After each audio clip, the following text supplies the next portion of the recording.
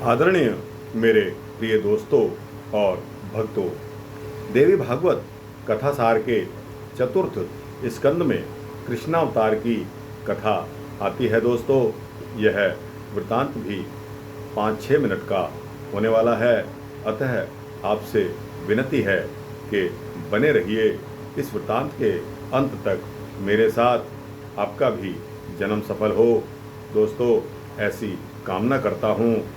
तो आइए बिना समय गवाए कृष्णावतार की इस कथा का वर्णन आपके समक्ष रखते हैं।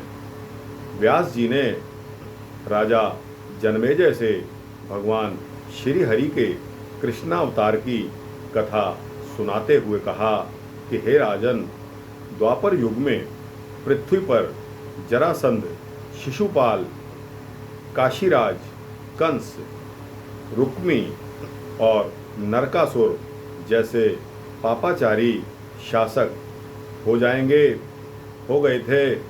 उनके पाप भार से व्यथित होकर पृथ्वी ब्रह्मा जी और इंद्र सहित भगवान विष्णु के पास पुकार करती है।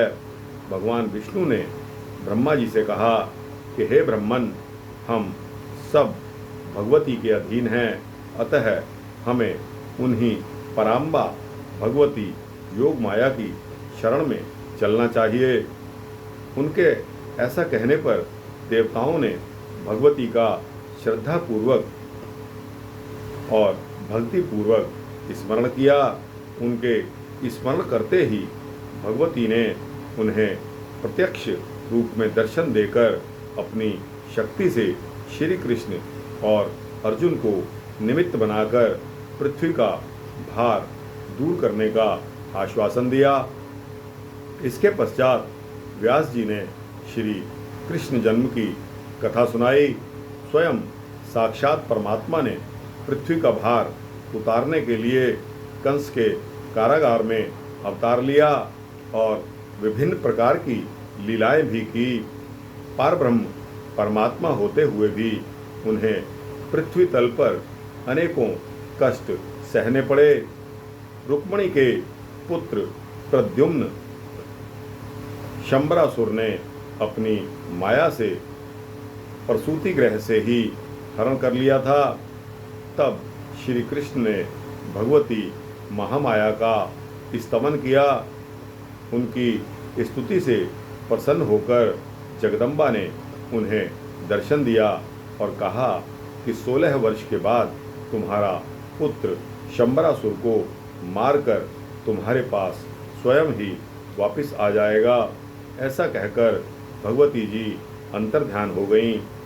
दोस्तों, रुक्मिणी के पुत्र प्रद्युम्न के बाद जाम्बवती ने भी वैसे ही पुत्र की प्राप्ति के लिए भगवान श्री कृष्ण से कहा। इस पर श्री कृष्ण ने भगवान शंकर की तपस्या की, जिससे प्रसन्न होकर भगवान शंकर ने उन्हें प्रत्येक रानी से 10 पुत्र होने का वरदान दिया।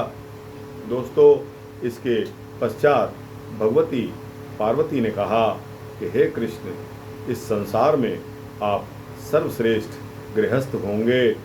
100 वर्ष व्यतीत होने पर एक विप्र तथा गांधारी के शाप के कारण आपके कुल का नाश हो जाएगा और आप अपने भाई बलराम के साथ यह शरीर त्याग कर दिव्य लोक को प्रयाण करेंगे।